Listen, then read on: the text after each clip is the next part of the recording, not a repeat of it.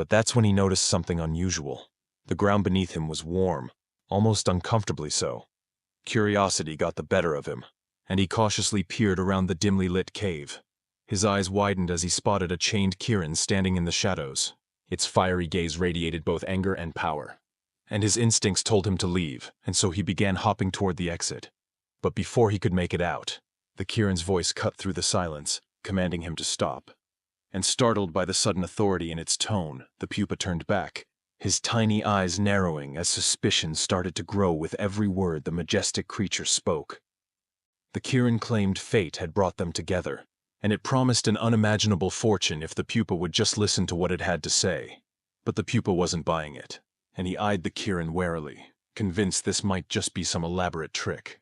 And sensing his doubt, the Kirin didn't hesitate, declaring its integrity as a legendary beast. It had no reason to lie to someone as insignificant as a pupa.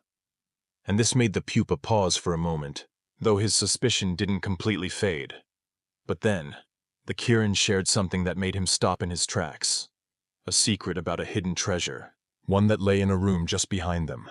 And even though the pupa still wasn't sure if this was some kind of trap, curiosity got the better of him, and so he ventured deeper into the cave. And sure enough, there it was.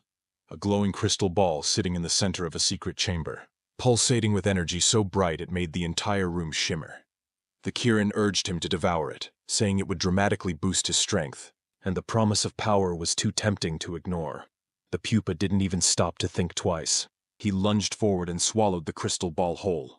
But far away, at the Spirit Beast Gate, things were going completely haywire. The shattering of a crystal ball there unleashed a surge of energy so strong it felt like a massive explosion had just gone off. And in the middle of all this chaos, a young girl who had been sitting nearby was hit hard by the backlash. Overwhelmed by the force of it, she coughed up blood as pain racked her body, and the energy spread through her uncontrollably. Immediately the elder come to her aid to check on her, as she was their so-called queen.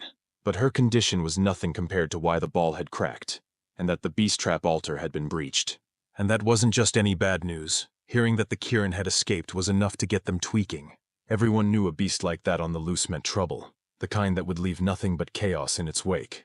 But even so, the queen believed it was just another uncontracted beast, and so they shouldn't be this afraid. And as the queen, she wasn't about to stand around shaking in her boots. Especially when she caught the Kirin once, she believed she could do it again. With this, she got to her feet and ordered the elders to stop cowering and follow her to the altar. But not everyone was buying it. From the sidelines, the white-haired woman just stood there with this sly smile, like she already knew none of them were getting out alive. A few moments later, the group was bolting into the forest, barely taking a breath. But before they could get too far, a dagger came flying out of nowhere, slicing through the air like a warning shot. One of the elders threw himself forward, blocking it just in time, and called out for the perpetrator to show themselves. But whoever it was didn't answer, which only made things worse. And then, a mother-freaking white tiger stepped out of nowhere and just ended the dude right then and there. He didn't even have time to scream. And just when things couldn't seem to get worse, a woman strolled out of the darkness and started dissing the Spirit Beast Gate, calling them weak and useless.